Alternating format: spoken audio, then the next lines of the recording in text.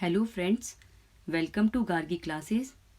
Last video में हमने nuclear technology के बेसिक कंसेप्ट के बारे में डिस्कस किया था, जिसमें अपन ने न्यूक्लियर फ्यूज़न और फिजन, नाभिकीय संलयन, विखंडन और आधारभूत कंसेप्ट के बारे में डिस्कस किया था। I hope you all understand very well. और अगर आपने अभी तक nuclear technology part first video नहीं देखा है तो फर्स्टली यू वॉच इट, जिसका लिंक डिस्क्रिप्शन बॉक्स में दिया गया है। आज हम बात करेंगे नाभिकीय तकनीकी के पार्ट 2 वीडियो पर। टॉपिक है रेडियो एक्टिविटी तथा उसके अनुप्रयोग, जो कि आरएएस के लिए ही नहीं अन्य सभी कॉम्पिटिटिव एग्जाम्स के लिए भी इम्पोर्टेंट है। तो आइए स्टार्ट करते हैं। Radio activity and it's applications, radio activity तथा उसके अनुप्रयोग। अब बात करते हैं रेडियो एक्टिविटी क्या होती है, व्हाट इज रेडियो एक्टिविटी। तो रेडियो एक्टिविटी के लिए सबसे पहले हम समझते हैं कि पृथ्वी पर क्या होते हैं, बहुत सारे एलिमेंट्स होते हैं जो विखंडित होते रहते हैं। कुछ क्या होते हैं, खुद विखंडित होते रहते हैं, और दूसरे तत्व ऐसे होते हैं जो स्वतः विघटित होते हैं, उनके प्रभाव में आने से क्या होते हैं, विखंडित होते रहते हैं। साथ ही ये क्या करते हैं, अदृश्य किरणों का उत्सर्जन करते हैं। ऐसे तत्वों को तो रेडियो सक्रिय तत्व कहते हैं, और ऐसी ये प्रोसेस जो होती है वो रेडियो एक्टिविटी कहलाती है। तो दोबारा देखते हैं कि पृथ्वी पर कुछ ऐसे तत्व जो विखंडित होते रहते हैं और अदृश्य किरणों का उत्सर्जन करते हैं, ऐसे तत्वों को रेडियो सक्रिय तत्व कहते हैं, जैसे यूरेनियम, थोरियम। ठीक है, और ये प्रोसेस जो होती है वो क्या कहलाती है, रेडियो एक्टिविटी। रेडियो एक्टिविटी जो है उसकी खोज की थी हेनरी बेकरेल ने, और रेडियो एक्टिविटी की यूनिट होती है क्यूरी। अब साइड में एक डायग्राम है, उससे हम देखते हैं। ये एन यानी हो गया न्यूट्रॉन, ठीक है, प्लस यानी हो गया प्रोटॉन। तो सबसे पहले हम देखते हैं कि अल्फा, जब ये जो अदृश्य किरणें होती है वो होती है अल्फा, बीटा एंड गामा। तो रेडियो एक्टिविटी जो होती है उसमें 3 किरणों का क्या होता है, उत्सर्जन होता है, emission of 3 rays, alpha, beta and gamma. इन तीनों किरणों के बारे में हम आगे बात करेंगे। अब हम चलते हैं आगे। मैडम क्यूरी और पी क्यूरी ने बाद में पता लगाया था कि थोरियम में भी रेडियो सक्रियता पाई जाती है, और रेडियम की खोज की थी। रेडियो एक्टिविटी परमाणु नाभिक का गुण होता है। रेडियो एक्टिव तत्व के नाभिक अस्थायी होते हैं और स्वयं विघटित होते रहते हैं।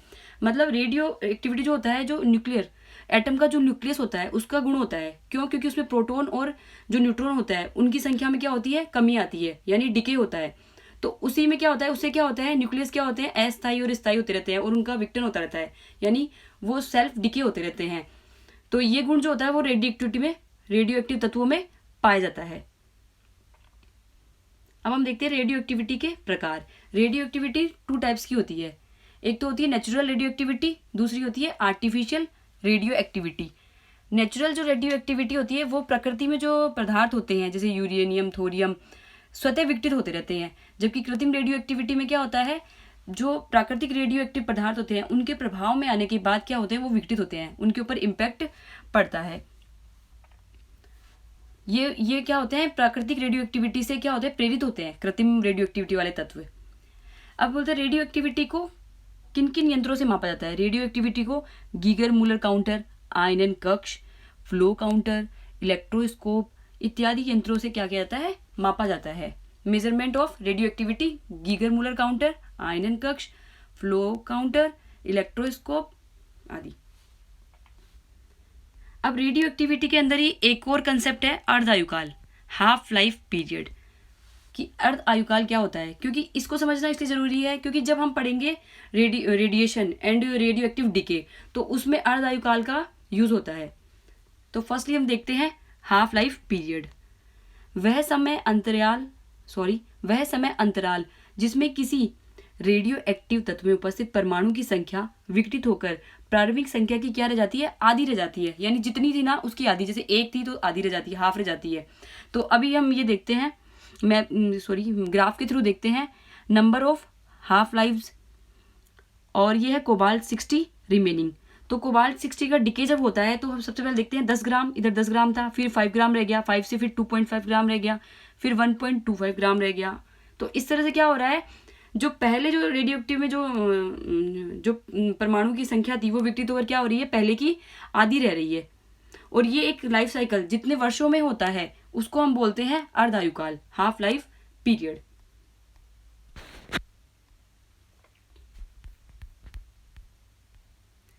अब हम पढ़ेंगे रेडियो एक्टिव किरणें, रेडियो एक्टिव किरणों के गुण, कि रेडियो एक्टिव किरणें क्या होती है, साथ में उनकी प्रॉपर्टीज कौन कौन सी होती है। रेडियो एक्टिव विघटन में, यानी रेडियो एक्टिव जब डिके होता है तो उसमें रेडियो सक्रिय तत्व के नाभिक से 3 अदृश्य किरणें उत्सर्जित होती है। वो कौन कौन सी है, अल्फा किरण, बीटा किरण और गामा किरण। इसकी खोज किसने की थी, रदरफोर्ड ने की थी। और ये तीनों किरणें क्या कहलाती है, रेडियो एक्टिव किरणें। अब इस डायग्राम में हम देखते हैं अल्फा, बीटा और गामा। ये तो है अल्फा, बीटा और गामा। अल्फा किरण जो होती है वो होती है 2He4। बीटा जो होती है वो नेगेटिवली होती है -1 के थ्रू। और गामा जो होती है उसमें कोई चार्ज इस पे नहीं होता है। इसके बारे में हम आगे डिस्कस करेंगे। फर्स्ट ये डायग्राम देखते हैं। ये हमारा पेपर, ये है एल्यूमिनियम शीट और ये है लीड शीट। तो जब हम अल्फा जो कण होते हैं, अल्फा जो पार्टिकल्स होते हैं या अल्फा किरण जो होती है, उनको पेपर की शीट से गुजारते हैं, एल्यूमिनियम की शीट से गुजारते हैं, लेड की शीट से गुजारते हैं। तो अल्फा कण जो होते हैं वो केवल पेपर की शीट को पार कर पाते हैं, मतलब एल्यूमिनियम की और लेड की शीट को पार नहीं कर पाते हैं। तो इनकी जो भेदन क्षमता होती है अल्फा की बहुत कम होती है। इसी तरह जो बीटा जो होते हैं, बीटा रेज होती है, वो क्या करती है, वो पेपर की शीट को पार कर जाती है, एल्यूमिनियम की शीट को पार कर जाती है, लेकिन लेड की शीट को पार नहीं कर पाती है। और गामा जो होती है उनकी भेदन क्षमता जो होती है वो सर्वाधिक होती है। वो पेपर को भी पार कर जाती है, एल्यूमिनियम शीट को पार कर जाती है और लेड की शीट को भी पार कर जाती है। अब हम बात करेंगे अल्फा, बीटा और गामा किरणों के गुणों की। साथ ही क्वेश्चन आरएस मीन्स के लिए भी इंपॉर्टेंट है कि अल्फा, बीटा और गामा किरणों में अंतर पूछा जा सकता है, या फिर पूछा जा सकता है अल्फा और बीटा किरणों में अंतर क्या है, बीटा और गामा किरणों में अंतर क्या है। तो सबसे पहले हम देखते हैं अल्फा किरणों के गुण क्या है। अल्फा किरण जो होती है वो अत्यधिक पॉजिटिवली चार्ज होती है, जिसमें क्या होता है 2 इकाई का धनावेश होता है। जबकि बीटा किरणें जो होती है वो नेगेटिवली चार्ज होती है, ये क्या होती है, ऋणावेशित होती है, इन पर -1 चार्ज होता है। जबकि गामा किरणें जो होती हैं इस पर किसी प्रकार का कोई आवेश नहीं होता है, यानी इन पर 0 आवेश होता है।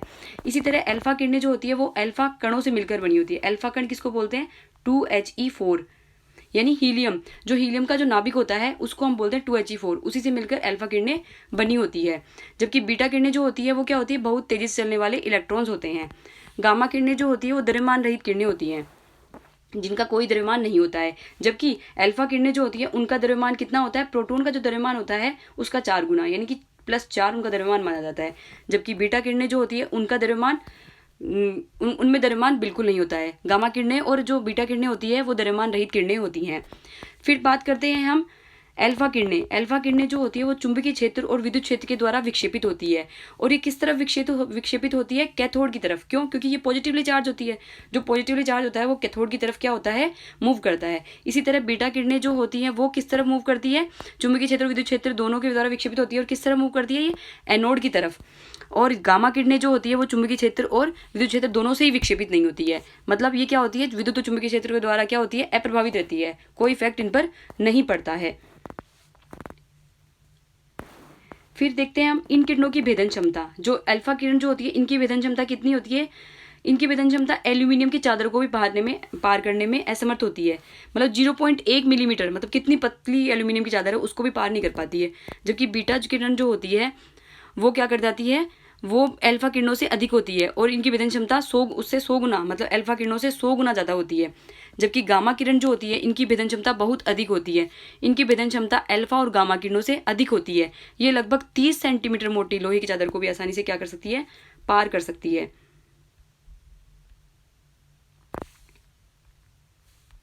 फिर देखते हैं अल्फा किरण जो होती है वो जिंक सल्फाइड के पर्दे पर डाला जाता है तो ये प्रतिदीप्ति उत्पन्न करती है, यानी फ्लोरेंस, चमक उत्पन्न करती है। ठीक है। जबकि बीटा जो किरण होती है जब इनको जिंक सल्फाइड और बेरिलियम प्लेटिनम के पर्दे पर डाला जाता है तो ये किरणें प्रतिदीप्ति उत्पन्न करती है। जबकि गामा किरणें जो होती हैं वो ऐसा कोई प्रभाव उत्पन्न नहीं करती है। अल्फा किरण जो होती है वो जब किसी गैस से गुजारा जाता है सॉरी, जब अल्फा किरणों को किसी गैस से गुजारा जाता है तो उस गैस को ये क्या कर देती है, आयनीकृत कर देती है। जबकि बीटा किरण जो होती है, जब इनको किसी गैस से गुजारा जाता है तो ये उस गैस को आयनीकृत कर देती है, लेकिन आयनीकरण की क्षमता क्या होती है, अल्फा किरणों की तुलना में 1/100 गुना होती है, मतलब कम होती है। इसी तरह जब गामा किरणों की आयनीकरण क्षमता की बात करते हैं तो अल्फा और गामा किरणों से बहुत ही कम होती है। जब गामा किरणों को किसी गैस से गुजारा जाता है तो ये बहुत ही कम आयनीकरण कर पाती है। आगे चलते हैं हम कि जो अल्फा किरण जो होता है, इनका वेग जो होता है वो प्रकाश के वेग से 1/10 होता है। मतलब प्रकाश के वेग के 1/10 वेग से क्या करते हैं, ये गति करते हैं। जबकि बीटा किरण जो होते हैं, ये इनकी चाल जो होती है वो प्रकाश के वेग के बराबर होती है, अर्थात ये उसी वेग से गति करती हैं जिस वेग से प्रकाश निर्वात में गति करता है।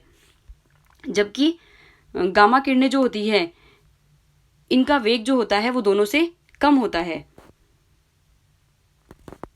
जब किसी रेडियो सक्रिय पदार्थ से अल्फा कणों का क्षय होता है तो क्या होता है, परमाणु का नाभिक जो होता है उसका आकार कम हो जाता है। इसी तरह बीटा किरण जो होता है वो भी क्या करता है, कृत्रिम रेडियो एक्टिविटी उत्पन्न करता है। गामा किरणें जब किसी सतह पर गिरती है तो उस सतह से इलेक्ट्रॉन का उत्सर्जन होता है। इस तरह हमने अल्फा, बीटा और गामा किरणों में अंतर को समझा। अगर आपको कुछ समझ में नहीं आता है तो आप इस चार्ट को दोबारा से पढ़ सकते हैं, स्क्रीनशॉट भी ले सकते हैं। अब आगे हम चलते हैं the most common type of radiation, मतलब रेडिएशन के टाइप्स, रेडिएशन या फिर रेडियो एक्टिविटी डीके भी बोल सकते हैं इसको। फर्स्ट है अल्फा किरण परिवर्तन, बीटा किरण परिवर्तन, गामा किरण परिवर्तन। Alpha decay, beta decay, gamma decay. अब जो अल्फा डीके जो होता है उसके अंदर क्या होता है, हीलियम न्यूक्लियस इज एमिटेड। जो हीलियम का जो नाभिक होता है उसका उत्सर्जन होता है, जिसको हम बोलते हैं 2He4। आफ्टर दैट बीटा किरण जो होता है उसके अंदर इलेक्ट्रॉन्स का क्या होता है, एमिशन होता है। गामा किरण जो होता है वो क्या करती है, high energy protons, high energy के जो प्रोटॉन्स होते हैं उनको एमिट करती है। तो तीनों में मतलब कुछ ना कुछ एमिशन होता है।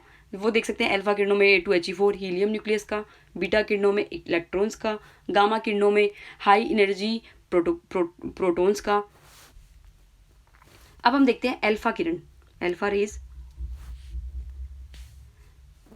अल्फा डीके क्या होता है, जब किसी परमाणु के नाभिक से अल्फा किरण निकलने लगते हैं तो उसके परमाणु संख्या में 2, ठीक है, और उसके भार में 4 अंक की कमी आ जाती है। मतलब जब कोई भी परमाणु है, उसका नाभिक है, उससे अल्फा कण निकल गए तो निकलने में क्या होगा, जो उसका एटॉमिक नंबर है, परमाणु संख्या है, उसमें तो 2, और जो उसका मास है यानी उसका भार जो है उसमें 4 अंक की कमी आती है। तो देखते हैं अभी हम, ये है हमारा रेडियम, ठीक है। तो रेडियम का परमाणु क्रमांक 88 है और 226 उसका क्या है, भार है, उसका मास है, ठीक है, उसका वेट है। तो जब अल्फा कण उसमें से निकल जाएंगे, ठीक है, तो क्या रह जाएगा 86, यानी उसके परमाणु क्रमांक जो है 88 से रहकर 86 रह गया है, जबकि उसका परमाणु भार जो है वो 226 से 222 रह गया है। मतलब 226 से 222 तो क्या हो गया है उसका परमाणु भार, और परमाणु क्रमांक 88 से 86 रह गया है। अब इधर डायग्राम में भी अपन देख सकते हैं, जैसे ये हमारा यूरेनियम 238 है, ठीक है, ये हमारा पेरेंट न्यूक्लियस है। जब इसमें से डिके होता है, जब इसका डिके होगा तो क्या होगा, alpha decay of uranium 238 nucleus, इसको समझा रही हूँ मैं। तो ये हो गया, जब इसमें से डिके होगा तो क्या होगा, हीलियम के पार्टिकल्स निकल गए 2He4, ठीक है, हीलियम के पार्टिकल निकल के साथ में क्या होगा, एक डॉटर न्यूक्लियस में प्राप्त हुआ, वो हमारा हुआ थोरियम। थोरियम का देखो यहाँ पर यूरेनियम था, उसका परमाणु क्रमांक कितना था 92, जबकि थोरियम का कहाँ है 90, मतलब 2 अंक की कमी आ गई परमाणु क्रमांक में। इसका परमाणु भार कितना है 238, जबकि थोरियम का परमाणु भार कितना है 234, मतलब 4 अंक की कमी, -4 एंड -2, ठीक है, ये इसमें कमी आ गई है। ये जो ब्लू पिंक कलर में है वो तो है हमारे प्रोटॉन्स, एंड जो ब्लू कलर में है वो हमारे न्यूट्रॉन्स। आगे चलते हैं हम बीटा डीके। अब जो ये बीटा डीके है इसका क्वेश्चन जो है वो RAS मेंस में आ चुका है, RAS मेंस 2018 में इसका क्वेश्चन आ चुका है। उसमें क्वेश्चन आया था बीटा प्लस और बीटा माइनस क्षय के लिए मूलभूत नाभिकीय प्रक्रियाओं को लिखिए। Beta plus and beta negative decay के लिए मूलभूत नाभिकीय प्रक्रिया को लिखिए। तो आइए देखते हैं उसका आंसर क्या होगा। बीटा कण, सबसे पहले देखते हैं बीटा कण। अगर बीटा कण जो होता है, जब उससे कोई नाभिक, उसके नाभिक, परमाणु के नाभिक से बीटा कण निकलते हैं तो क्या होता है। किसी परमाणु के नाभिक से बीटा कण निकलने से उसकी परमाणु संख्या 1 बढ़ जाती है। सॉरी, ये बढ़ गलत लिखा गया है, बढ़ यानी इंक्रीज, बढ़ जाती है और भार में कोई परिवर्तन नहीं होता है। मतलब भार, जो उसका मास है, वो उसमें कोई चेंज नहीं होता है, बल्कि क्या होता है, परमाणु संख्या जो होती है वो 1 बढ़ जाती है। जैसे हम देखते हैं रेडियम, रेडियम जो है वो 88 है हमारा, 226 था। जब उसमें बीटा कण निकलेगा तो क्या हो जाएगा, 89, जो उसका परमाणु क्रमांक जो है वो 89 हो जाएगा, जबकि उसका परमाणु भार कितना है, 226, वो का वो रहेगा, एज इट सेम रहेगा। अब बीटा कण जो, उसके भी 2 टाइप्स है, ठीक है, beta minus decay and beta plus decay. पहले देखते हैं beta minus decay. Beta minus decay जो होता है वो कार्बन 14 में होता है, जबकि बीटा प्लस डीके होता है कार्बन 10। इन दोनों को बीटा माइनस और बीटा प्लस डीके को हम एग्जाम्पल से समझ सकते हैं। कार्बन 14 जो है उसके अंदर 6 तो प्रोटॉन्स होते हैं, ओके, और 6 होते हैं न्यूट्रॉन। जब बीटा पॉजिटिव, जब इसमें से जब बीटा पॉजिटिव यानी एक बीटा पार्टिकल जब निकलेगा, ठीक है, तो क्या होगा, ये एक स्टेबल, ये क्या अभी क्या है, अनस्टेबल है, और ये क्या है, अभी स्टेबल है। ये स्टेबल बनेगा, अनस्टेबल से स्टेबल होने की कोशिश कर रहा है। तो जब 6 प्रोटॉन्स जब 7 प्रोटॉन पे कन्वर्ट हो जाएंगे, साथ में 8 न्यूट्रॉन्स जो है वो 7 न्यूट्रॉन्स में चेंज हो जाएंगे, तो वो नाइट्रोजन 14 का रूप ले लेंगे, मतलब एक स्टेबल न्यूक्लियस बन जाएंगे। साथ ही क्या होगा, एंटी न्यूट्रिनो निकलेंगे और इलेक्ट्रॉन्स भी निकलेंगे। ये किस में होता है, बीटा माइनस डीके में, क्योंकि यहाँ पर क्या हो रहा है, 6 प्रोटॉन्स जो है वो क्या कर रहा है, एक ले रहा है, एक प्रोटॉन नाइट्रोजन से स्टेबल होने के लिए एक प्रोटॉन लिया जा रहा है, जबकि एक न्यूट्रॉन का क्या हो रहा है, एमिशन हो रहा है। मतलब प्रोटॉन और न्यूट्रॉन का एमिशन जो होता है ना, वहां पर बीटा डीके माना जाता है।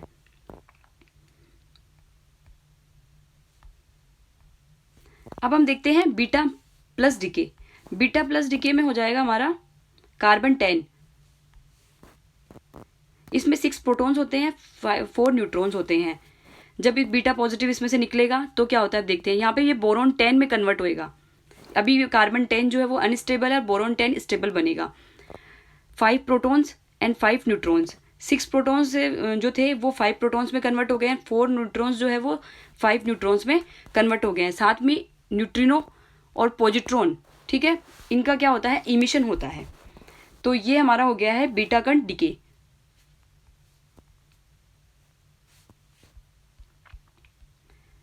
अब हम देखते हैं गामा किरण परिवर्तन, gamma decay. High energy protons are emitted. मतलब गामा किरणों में जब डीके होता है तो क्या होता है, प्रोटॉन्स आर इमिटेड।